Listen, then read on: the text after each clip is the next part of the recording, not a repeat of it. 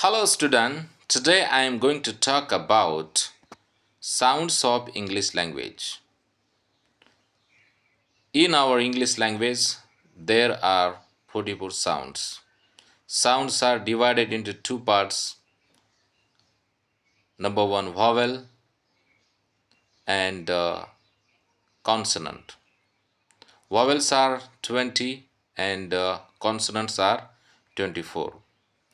And if you want to speak in English with a good pronunciation, accent, without any mistake, then we must be know about these 44 sounds. We must be recite, we must be practice every day.